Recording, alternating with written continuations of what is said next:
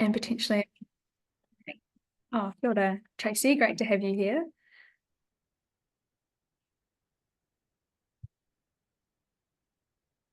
All right. Shall we get started? Yeah, people can trickle in and join us as they find their time, but wanting to honour all the good conversation to be had and those who have joined us now. So, tēnā koutou, tuatahi he karakia. Tutawa mai runga, tutawa mai raro, tutawa mai roto, tutawa mai waho. Kia tau ai te mauritu, te mauri ora ki te katoa. Hui e, tai ki e. Ai, kia ora koutou. Ko te mihi ki ngā mana whenua o te rohi nei, Ngāti Whātua Auraki, tēnā koutou, me ngā mana whenua o Aotearoa katoa hoki, tēnā koutou katoa. E mihi ana ki ngā kai kōrero o te wānanga i tēnei rā, Laurie, Sophie, Kate, Naomi, Teina, me Juhi, me Helene, me Gareth, tēnā koutou, and ngā mihi ki a koutou, kua tai mai ki tēnei kaupapa, Doughnut Economics ki Aotearoa. No mai haere mai, ko Sally aho, ko tangata tiriti te iwi, e mahi ana ki te Wellbeing Economy Alliance Aotearoa, and I'm the Knowledge and Engagement Lead there, and I'm just welcoming us and settling us into this learning space, here from lots of different people, and they're the ones to pass to. And that this event is part of the Global Doughnut Days, so which started at 1 p.m. So we are the first event, and they're happening all over the world. So yeah, that's exciting, and you know, our leadership, we're the first of the day. Great to be able to share that. And this is also an event in a series leading up to the Wellbeing Economy Alliance conference, the Economy for Public Good, happening 28 November in Pocketknife, which we're really excited about as well for more conversations like this. I'll leave it there and pass over to my colleague Gareth. Kia ora everyone, na mihi nui kia koutou, kia ora. It's wonderful to see you all from across Aotearoa and some people from around the globe as well. I just want to thank Helene and Pocketknife for co-hosting this event with us today. We're stoked to be part of Global Doughnut Days. Kate Rao's foundational donut model has been one of the most powerful new ideas in economics to reshape how we think about it, how we measure it, and importantly, how we approach it. And I would urge us to remember Kate's message to think about systems and to think like 21st century modern economists. I'm the director of the Wellbeing Economy Alliance Aotearoa. We are for an economy in service to life. Often it feels like it's people and planet in service to the economy. We believe it should be the other way around. And that's our mahi, as kind of like I describe our mahi as a think tank and a do tank to reshape the economic system in service of life, in service of people and planet.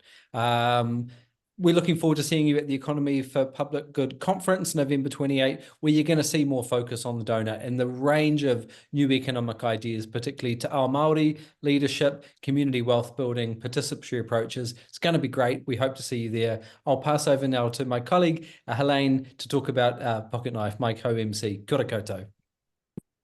Kia ora, Gareth. Yeah, thank you so much. It's a real pleasure to be hosting with you, Gareth and Sally, and really amazing to be, first opening this 3-day festival organized by the Doughnut Economics Action Lab as the first country to see the sun every day. And we've just learned Tairāwhiti being the first place to see the sun every day. Thanks, Malcolm.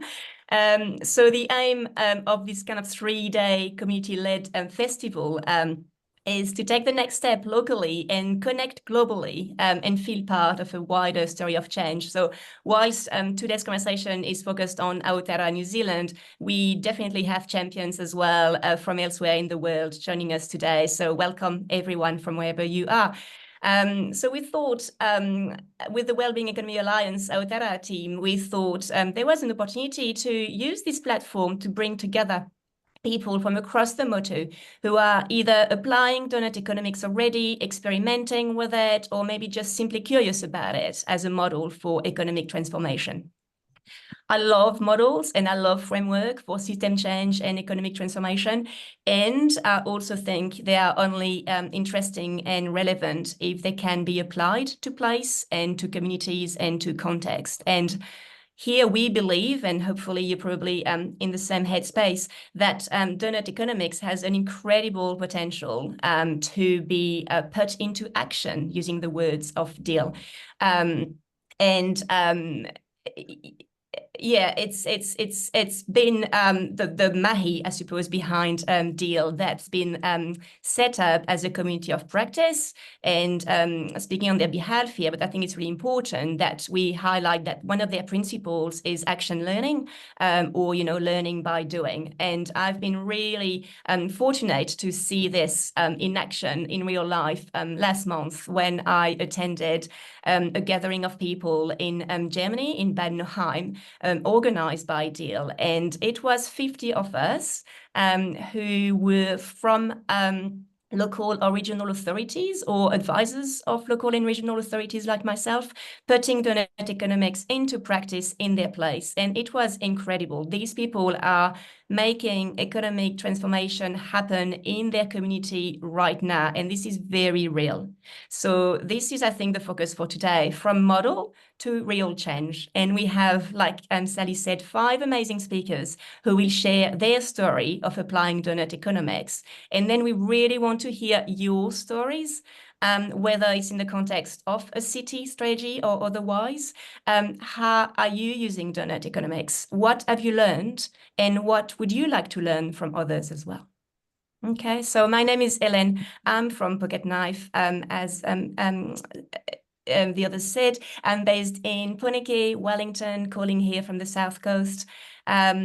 At Pocketknife, we work with people and organizations who navigate change towards better futures. We use a range of tools in our toolbox, depending on the projects and the opportunity at hand to add value, from discovery, sense-making, facilitation, strategy, governance advice, etc. What gets me out of bed in the morning is to have a chance to work with people and organizations that have their own vision for change and that operates from across all of the sectors of the economy. And I do my best to support them to accelerate their pathway towards making this vision happen, because it will take all of us.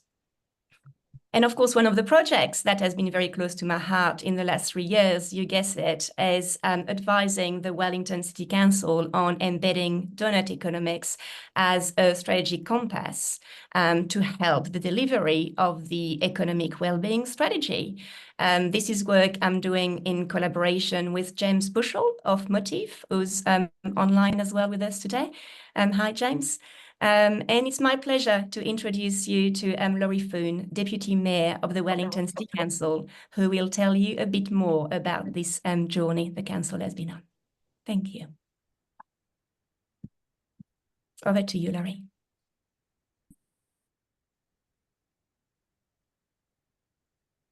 Oh, I've got the wrong screen up. Hold on. Just give me a moment, please.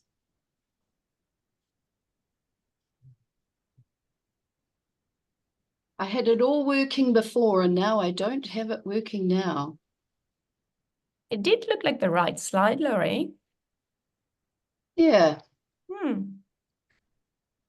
Sorry, team. What I might do, Helene, do you want to just go on to maybe the next speaker and then I'll just rearrange this? Is that possible? Sorry, I was on mute. Yes, I think we can do this. Absolutely. Thank you. Aren't you? You're one more go, maybe? You want to try this one? Yeah. Because we can see your slide right now. If you go present mode. So you can see the slide? Yes, we can. Right. Okay. So, Wellington City Council, tēnā koutou katoa to everybody. It is a big mihi to all of you that have been working on bringing this kōrero to the nation. It's really important. And I'm very proud that Wellington City Council is committing to embed Doughnut Economics and the SDGs into our reporting processes. And our team were really keen to share that journey with you. So I'm presenting their work to you today. So can you see the next one?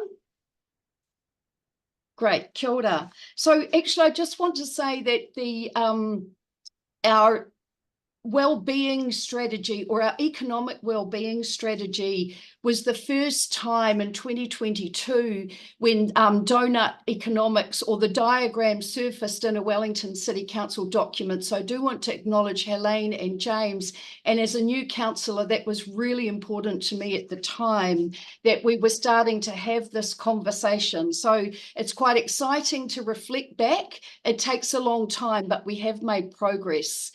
And so now we have we also set a new vision in our long-term plan, Pōneke, the creative capital where people and nature thrive.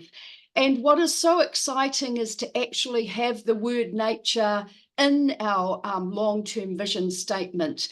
But of course, that brings up a whole lot of new questions about how do we know what thriving nature looks like? And, you know, in which of these gaps does council have a role? And I think for me that, you know, having the donut will help to establish what good looks like.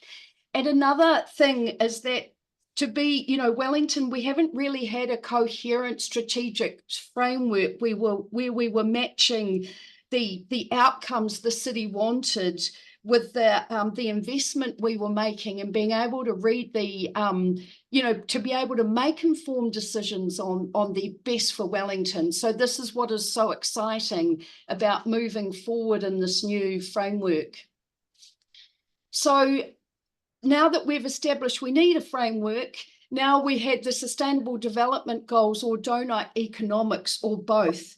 And so within that, what our team have established is that actually they really are one coin, two sides of the same coin, because they provide a rationale for change and the other the methodology. So after also working alongside Melbourne City Council, we've now worked out our own SDG indicators, and we've just seen them coming up in our long-term plan, and these are the things that we will be moving forward on.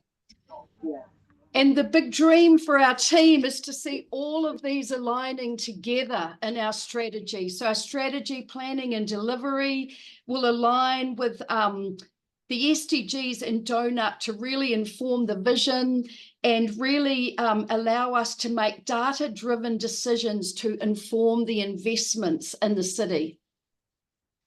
And all of this is not easy. As you know, there are we've got a timeline which we are now working toward, and Helene has been part of helping us to develop the data model as where we're at now.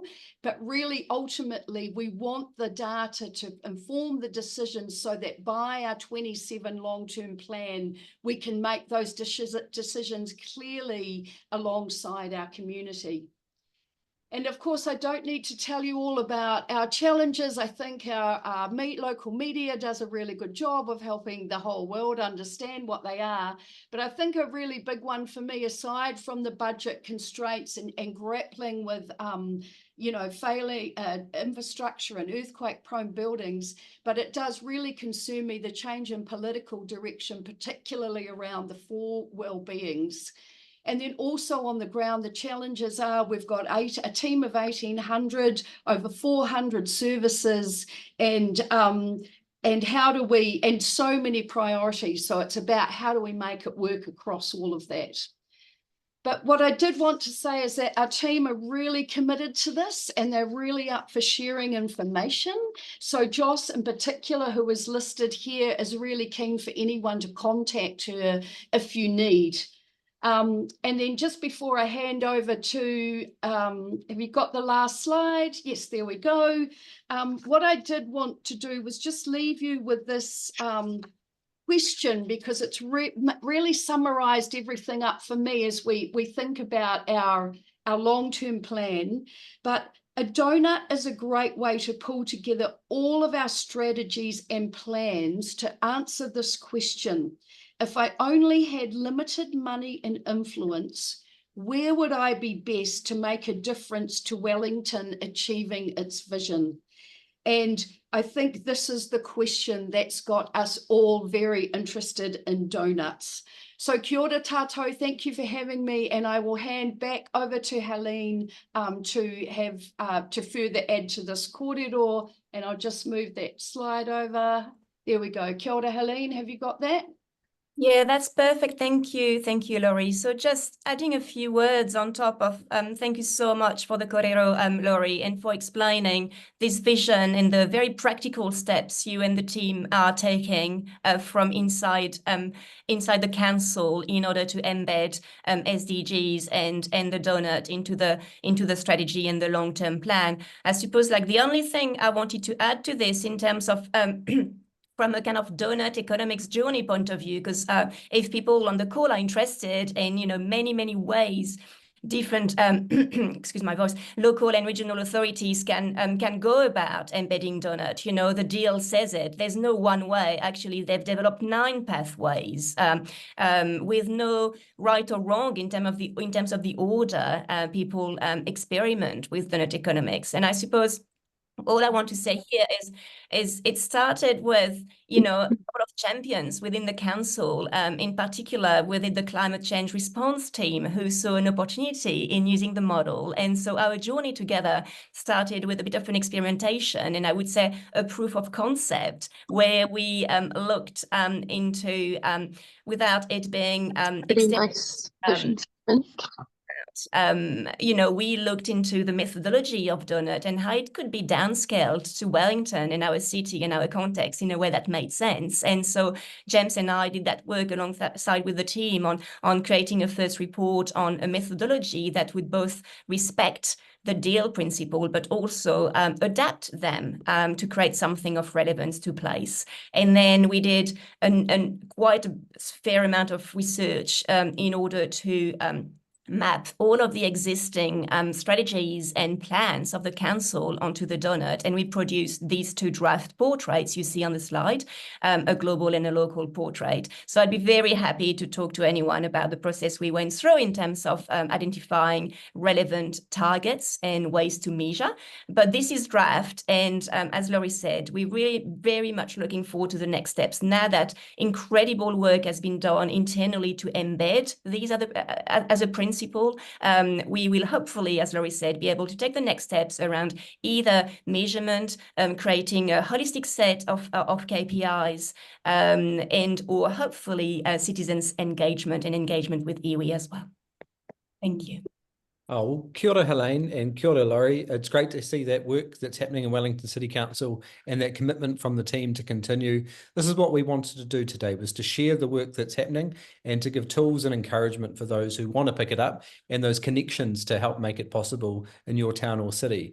It's a great privilege now to pass the mic to another inspirational councillor from across Aotearoa, Councillor Sophie Hanford from Kapiti District Council.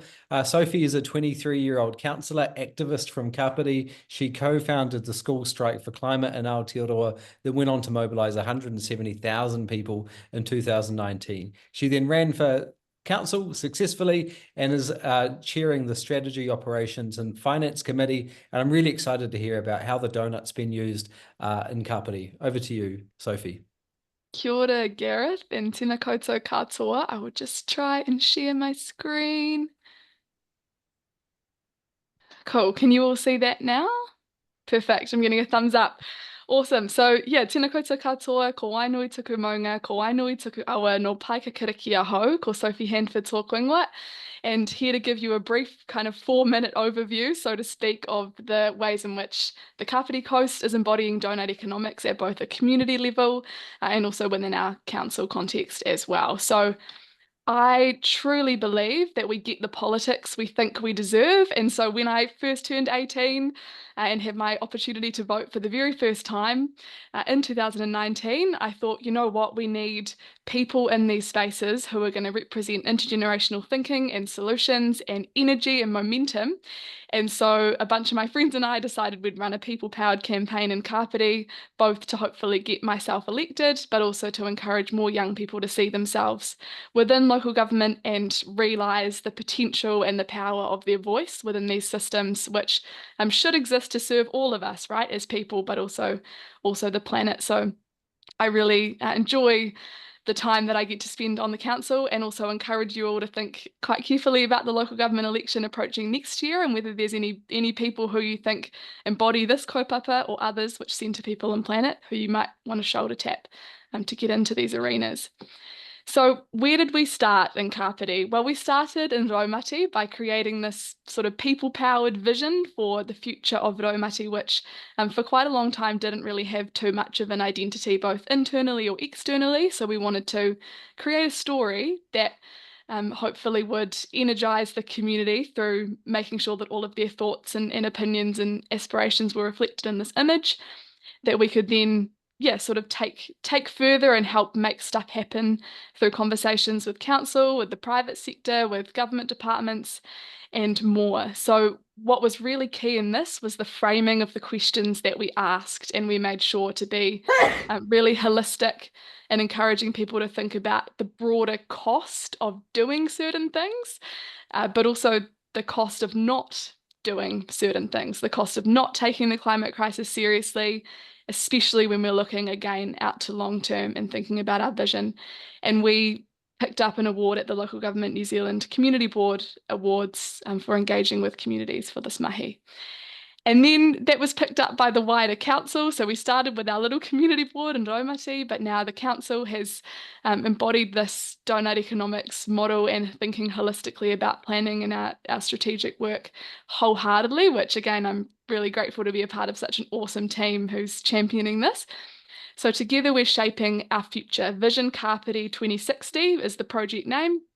And so we're defining what matters across all of the different areas of the donut. And what's going to be vital in this picture is how we report on each of those elements to the donut. And we're working currently on a dashboard which will be able to be updated, so to speak, in real time, that our community can engage with. We're replacing our typical residents' opinion survey with a more sort of holistic way of checking up with our community, and also reporting both actual progress and perceived progress, recognising again sort of the limits to which we can achieve certain things here in terms of planetary boundaries, and also the sort of social context that we operate within. So we're both shaping that vision, we're trying to turn it into action, and then again that measuring progress part is really important. We've also, this triennium, been really specific about what our strategic vision is, thinking not only about sort of the social fabric of our community, but actually place. So our place is resilient and livable for current and future generations, has been something that all councillors have wholeheartedly supported. And again, trying to use the Doughnut Economics model to have those conversations really with our community and energise them about what's possible for our district when we think more holistically. We've engaged with a lot of people, 7,700 roughly, which is 14% of our population across 10 plus different engagement hubs in different parts of Aotearoa. And so what's next? We've kind of shaped now what is a visually depicted vision for Kapiti, which you can find on our Kapiti Coast District Council website. We're now, and we've done that with the community, fully reflecting all of their sort of thoughts, aspirations, concerns for the future. And so the next part of the process is creating a master plan for the district, which again is colour-coded based on different elements of the donut. And then we are working on a blueprint, so the key shifts that we need to make happen now to achieve that long-term master plan that our community has designed with us. And we'll then make sure that our long-term plans are also colour-coded and connected all back to those same outcomes and strategic direction. So yeah, really keen and happy to stay connected. There's my email address, and I can put you in touch with any of the the staff working on this amazing mahi as well. Tēnā koutou katoa, kia ora.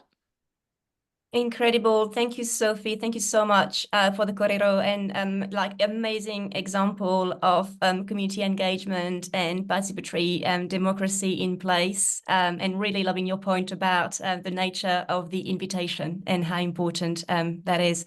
Also taking this opportunity to name a few other places in the world if you're interested in exploring, who did amazing work using Doughnut as a tool to bring communities together. Amsterdam is a good example.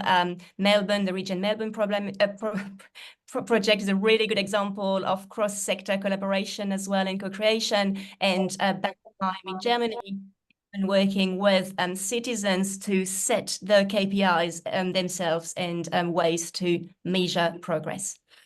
It's my great pleasure now to introduce you to Juhi and Dr. Teina Boasa-Dean, who have collaborated for the last few years, actually, under the Project Moonshot umbrella that Juhi co-created to reimagine Doughnut Economics as Te Takarangi. I believe that was published in 2009, but I'm sure they'll about this in their and also taking the opportunity today to launch a new animated video on the topic as well. So over to you. Kia ora koutou, ko pahara te maunga, ko wei te awa, ko chan te iwi, ko Juhi toke ingoa. I'm just going to say a very few words before we launch our new animation with you, and then Teina's going to share some insights. So I'm co-founder of Project Moonshot, and very briefly, look, I was very fortunate to meet Teina at an Ohanga Amiomio Circular Economy Conference back in 2019. And really the inspiration for reimagining the Doughnut into Te Takarangi was the need for a context for circular economy work, because it's really been driven out of Europe, and there are a lot of Western countries that are looking to make a lot of money out of becoming circular. But of course, Indigenous people have been thinking in systems and in circular ways for centuries. And so it really made sense for it to be rooted in Aotearoa from a Te Ao Māori perspective. And who better than a kind of leading thinker and doer, Dr. Teina Boasa-Dean, to help reimagine that. I just want to, before we launch into the animation, just to say we started off with a static image. It's now been wonderfully brought to life by Araki Creative, who are a Māori creative agency, and really kind of we hope that it'll be of value, not just from a perspective of balancing an Indigenous perspective with Pākehā or Western perspective, but also for communities who put the environment at their heart. So it's been most recently used by a community in the Galapagos Islands, which was just awesome. So I hope you enjoy it. Thank you.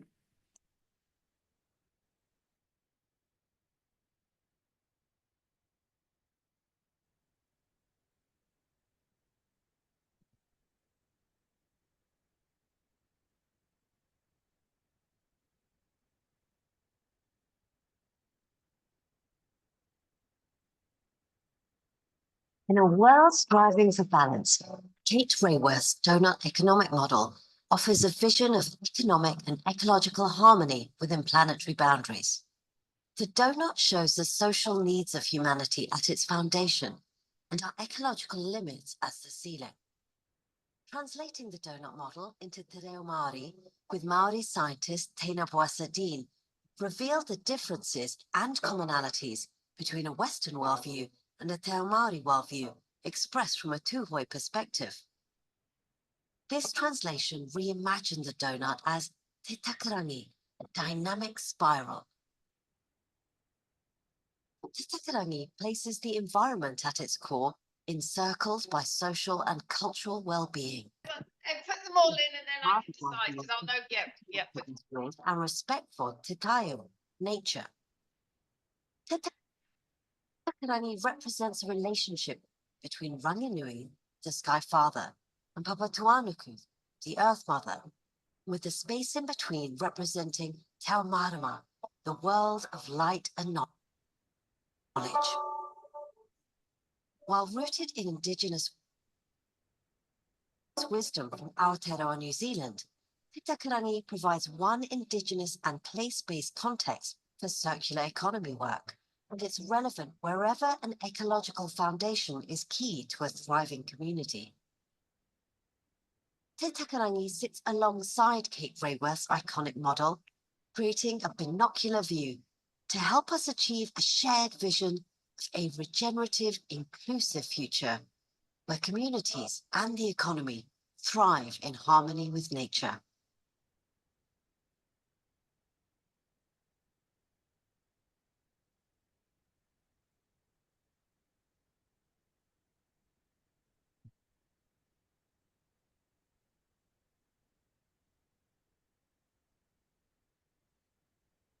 Kia ora tātou. I'm hoping that you can hear me clearly enough and I'm not cutting in and out. Forgive me if I'm drinking water at the moment. I'm in Taiwan and it's extremely hot here.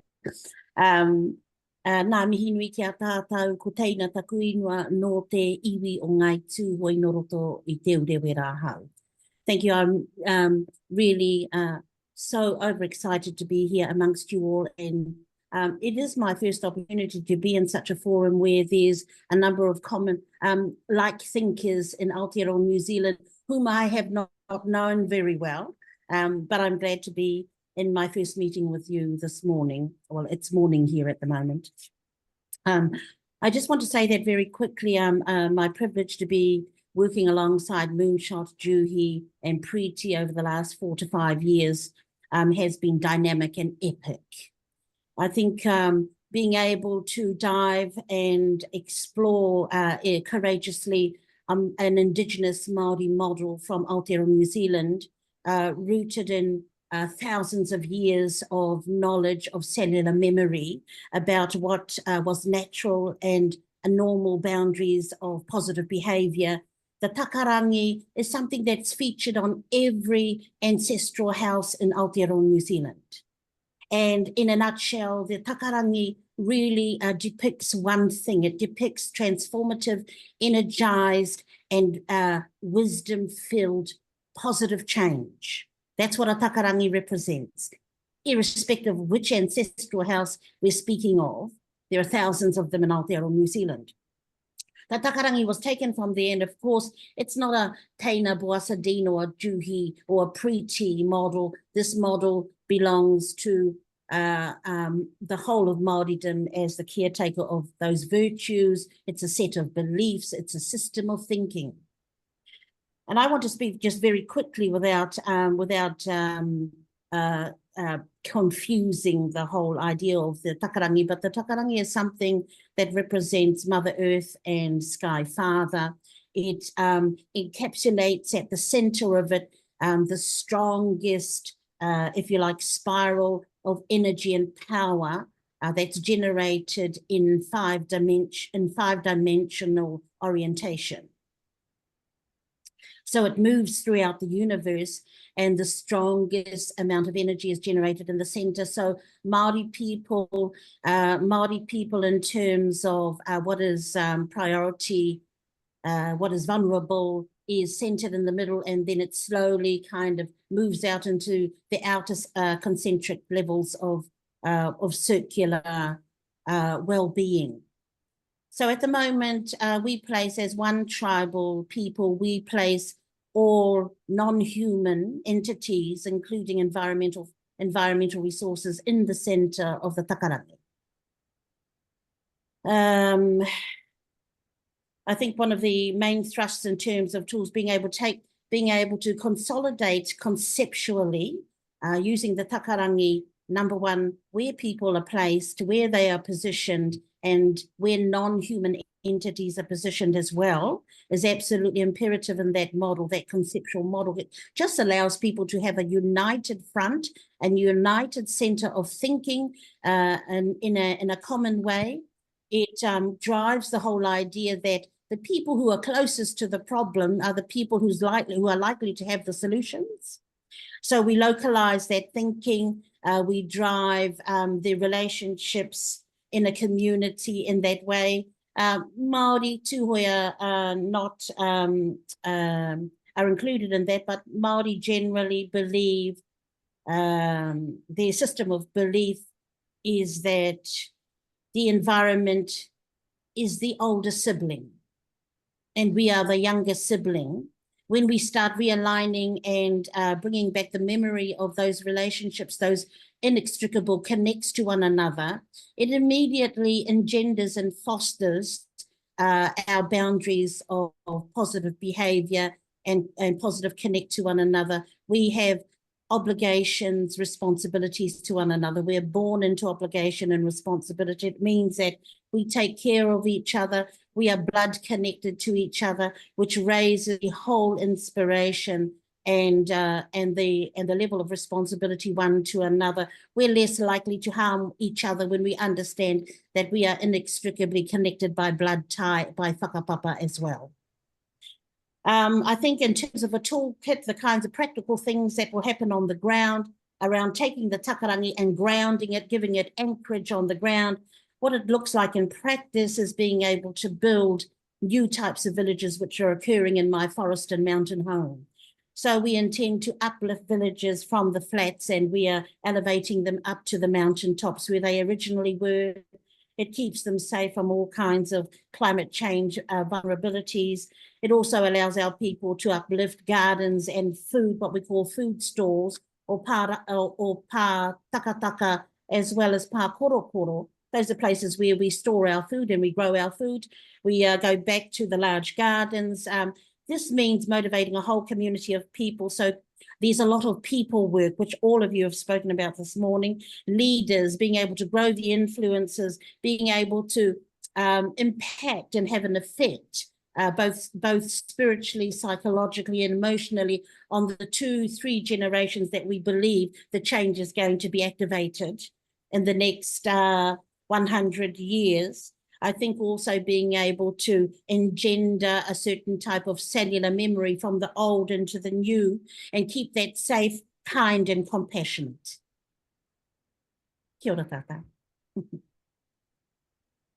Kia ora kōrua. Thank you so much, Teina and Juhi. It's wonderful to see that the launch of that video, and I'm sure it'll be shared widely. And I know it's a global inspiration and global exemplar. So it's a privilege to have that video shared for the first time right now. Kia ora koutou. We next move from Taiwan to look at what's happening in Ōtepoti, Dunedin with Kate. Kate is the founder and CEO of the Planetary Accounting Network, a not-for-profit that helps people and organizations use the planetary boundaries process for decision-making. She's also the founder and CEO of the tech firm Planetary Insights, which digitizes that. She's got an impressive background, been involved, including numerous acknowledgements from the Deloitte Top 200 to Auckland Uni's 40 Under 40. Kate's doing some incredible work, and I'm excited to hear about your work in Ōtepoti, Dunedin. Thanks a lot, Gareth, and kia ora koutou. It's really nice to be here, and I've really enjoyed the presentations and especially the launch of that video. Teina and Juhi, really stoked to see that come to life. It's really fantastic mahi. So as Gareth said, the Planetary Accounting Network is a not-for-profit, and we help people to use the ecological ceiling of Doughnut Economics as a basis for decision making. So if you're not familiar with the term planetary boundaries, this is actually the scientific framework that sits behind Doughnut Economics. One of the really common challenges that I hear from local councils and businesses is how to decide which sustainability framework they should use. And so I was really stoked, Laurie, to hear that actually you've decided the Sustainable Development Goals and Doughnut Economics are really two sides of the same coin. We really agree with that. I think one of the challenges is with the really wide range of different frameworks and certifications that are in play across local councils, businesses, products, there's a lot of confusion out there. It's very, very difficult to compare performance across different local councils, across different businesses, across different products. And so because there is not very much consistency in the way we measure and communicate that information. The good thing about the planetary boundaries that sits behind Doughnut Economics is that it's framework agnostic. It really doesn't matter whether you're using Doughnut Economics, the Sustainable Development Goals for well-being, circular economy principles. The science of planetary boundaries is constant no matter what. They're really the equivalent of the 1.5 degree target we have for climate, but for nature. They also underpin just about every international standard for nature, from obviously Doughnut Economics and Thriving Cities, which we're here to talk about today, but across to new frameworks like Nature-Related Financial Disclosures, TNFD, and the European Union's Green Claim Initiative. And so both from a scientific perspective and from a regulatory perspective, they provide a basis that we can be really consistent across. And so I think the challenge that we should be concerned about is not which framework, but how to operationalize the frameworks that we're using. You know, local governments can influence but not control a lot of the outcomes in their regions. Communities can voice demands, but they remain quite at the mercy of local infrastructure and the products that are available to them. Businesses play this really tricky game at the moment. It's really on the wire between meeting market demands for environmental excellence and being accused of greenwashing. I think one of the challenges that we see a lot is in city strategies and other strategies, we see a lot of ambitions being voiced that are very difficult to measure or quantify. So an example, and I'm really not trying to point the finger at any particular strategy, but is in this framework here, is increase the use of green space as green infrastructure. Now that's definitely something we should do, but if you're the poor person that's left in charge of actioning this, you're just left wondering, but how much green space increase is not a smart goal. A lot of people say, oh, but there's not enough data, but really, frankly, it's not a lack of measurement and data that caused the challenge. And I know that those of you here today that are working in local government will be all too aware of the, those mega measurement matrices that we have in almost every local council. So many metrics, so many measures. Actually, what's difficult is how do we make sense of that and connect the dots so that we can simplify action. So at PAN, what we do is something called planetary accounting. Just like carbon accounting gives us a common measurement system and language for climate action, planetary accounting is the common set of metrics that enable holistic action towards nature positive so that we can have collective action from governments, from organisations and from communities. Aotearoa, so PAN was very fortunate to be invited by Dunedin to support them to deliver the Aotearoa Doughnut, which I think was New Zealand's first sort of quantified application of Doughnut Economics. But what's really neat is that the metrics that they are using at the regional level also makes sense at a project level and at an infrastructure level. It could be used in council papers to show how one project aligns with another, or one option to deliver the same outcome aligns with another. It can be used by design teams and by other stakeholders so that everyone can be united in their decision making towards these regional goals. And when new councillors came on board in Dunedin City Council and questioned whether they should use Doughnut Economics or the United Nations Sustainable Development Goals, actually it really didn't matter. They didn't need to throw out their sustainability strategy because the metrics were valid no matter which framework they were using. They could then apply the same set of metrics to organisational assessment to make sure they have their in-house in order, advancing their organisational carbon footprint to a full planetary boundaries assessment.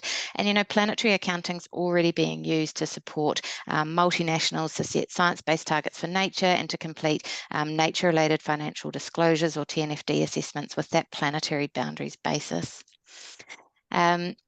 Regen Melbourne is an amazing community group, and I know we're here to talk about Aotearoa today, but if you haven't jumped online and played with this tool, it is such a fantastic communication framework for communities because you can actually interact with their donut. And again, this is powered by those same planetary accounting metrics, so you can actually compare and contrast Dunedin with Melbourne.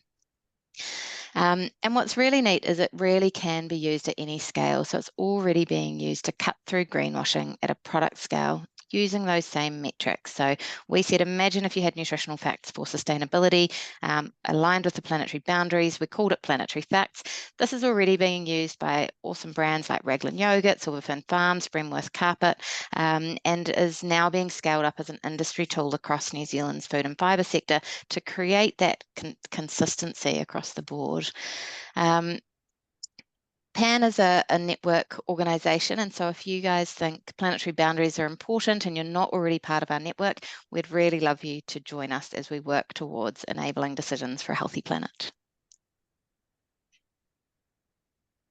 Wonderful. Thank you so much, Kate. Really great to hear about your work. I was just going to pick up on a couple of comments you made, because this idea of, it's not about which framework, but it's about how we operationalize. It's so true. And we've seen it at the Wellington City Council as well, like the development goals, the SDGs, and the practice of Doughnut were already embedded within council, and the compass becomes a way to put all of this practice and these values into practice and into perspective and into action. So like really two sides of the same coin, and really helpful to action things and make good decision, as you said.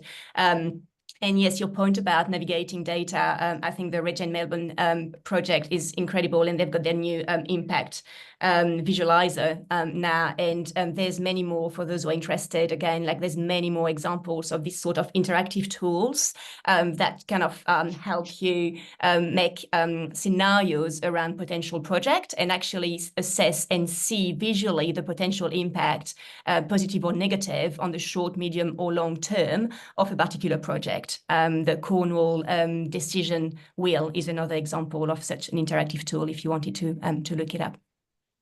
Awesome. Well, it's my pleasure to, last but not least, introduce you to Naomi Pocock. Naomi, based in the Waikato, another Doughnut Economic Doughnut Economic advocate. Naomi, you're wearing multiple hats, and I believe your passion for sustainability and regeneration has manifested into lots of different things. You've been a lecturer at the University of Waikato, an entrepreneur, a consultant, a policy writer, a researcher, and much more. So Naomi, over to you. How is Doughnut Economic being put into action in the Waikato? Kia ora koutou. Happy Global Doughnut Day.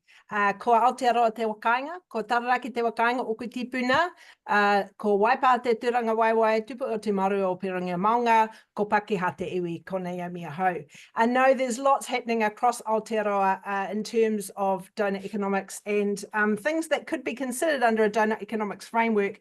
And I'm just going to throw out a few ideas of things that we're doing here in the Waikato to just contribute and make a couple of plugs for the things that we've got happening over the next couple of days to celebrate Global Doughnut Days. Can you see my screen okay? Awesome. So one thing that we've been doing is inspired by Regen Melbourne and Regen Sydney. Thank you very much to those organisations. We're setting up a very embryonic at this stage, an emergent grassroots level Regen Waikato group, connecting stakeholders across the region under the theme of Doughnut Economics and regenerating environments and communities. The Waikato population is expected to grow and we want it to grow well. And we're very diverse, both socially and geographically. So we want to make sure we're connecting urban and rural. So we're taking a Waikato-wide framing for this work. Taking that to the community level, we think we could all be creating regenerative bioregions across Aotearoa.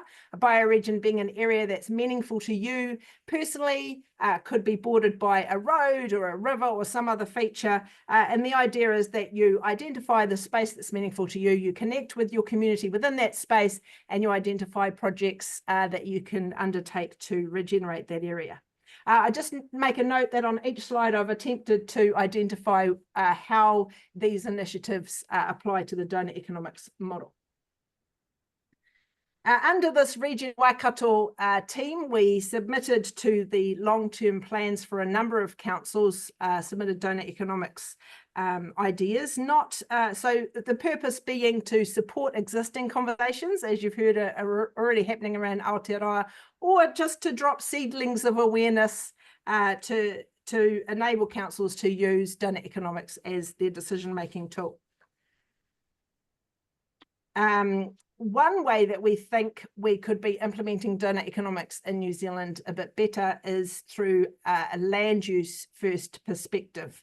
So imagining the land, in this case, sort of the lifestyle blocks that surround Hamilton, but indeed also the mown lawns within our cities and our towns, and taking a regenerative perspective, like food forestry.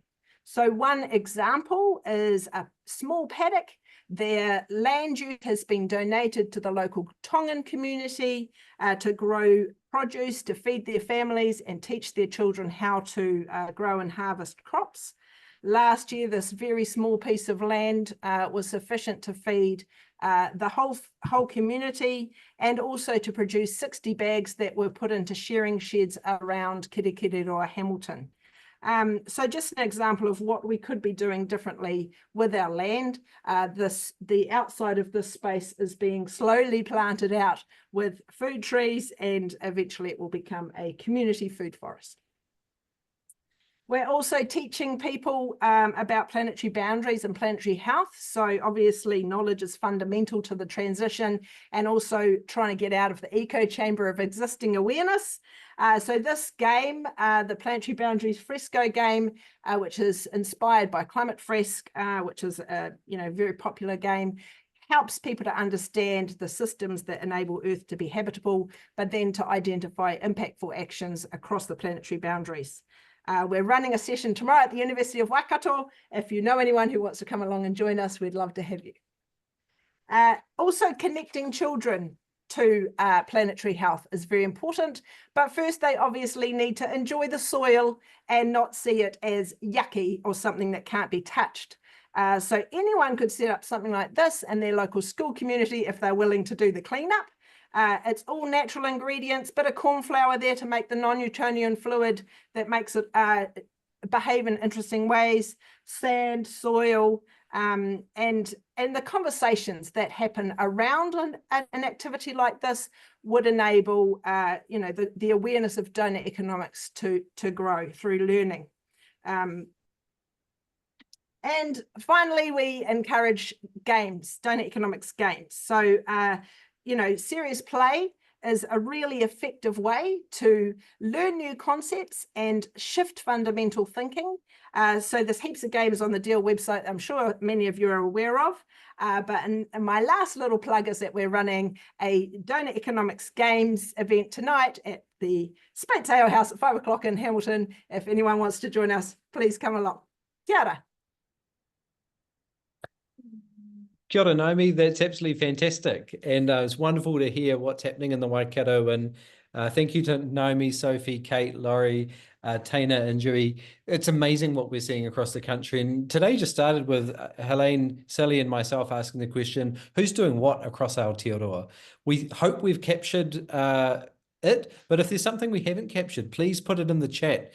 We would love to find out if there are other examples of Doughnut Economics in practice happening across the motu. So please put that in the chat. But could I invite people to also put any questions for our 6 amazing wahine who have been speaking today, if you have any questions for them.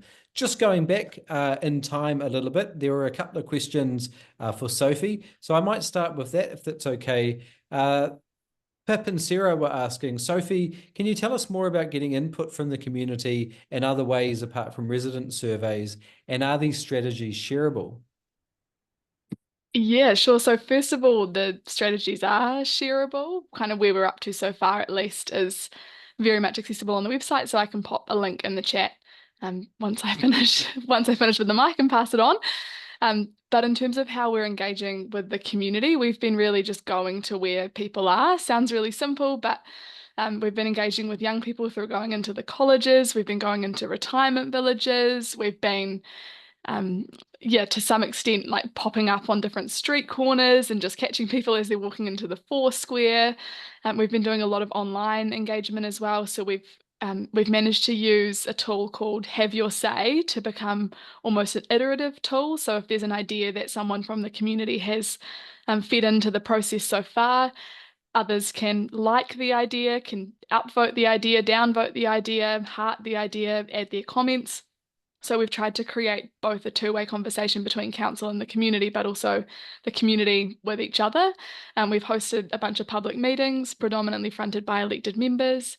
And so, yeah, we've just been, I guess, really trying to go where people are, using social media, using technology to our advantage.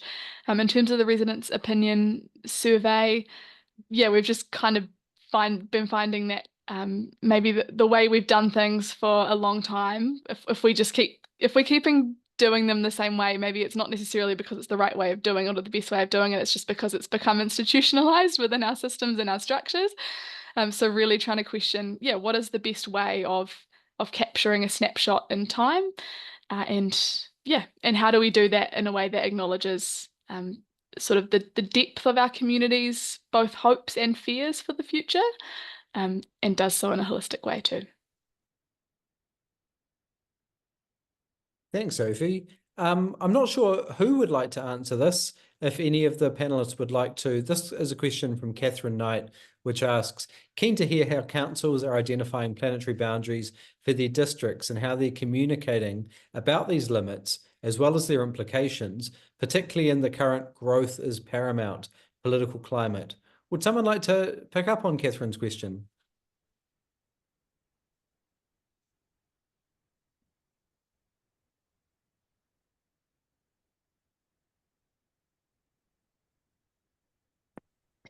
I'm happy to have a go. I feel like it might be a good one to throw to Sophie or Laurie, or I know Alison from the Regen Melbourne team is also online.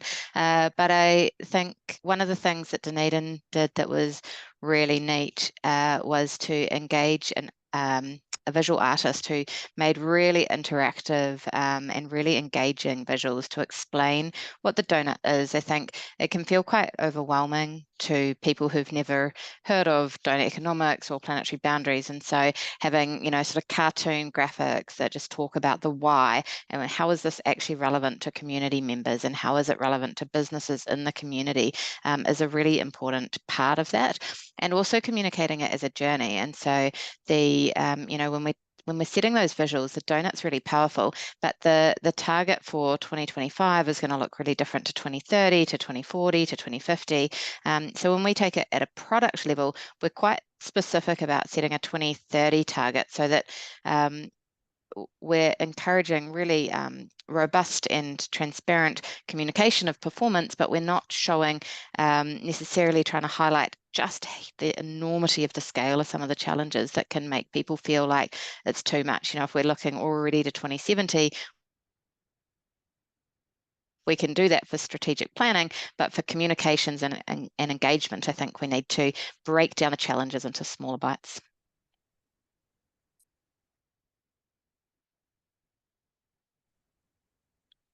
Thanks, Kate. We've almost run out of time. It's incredible how much ground we've covered in slightly less than 60 minutes. And we hope this is just the beginning of a conversation and a greater use of tools like the donut or planetary accounting or the other tools that we've discussed today.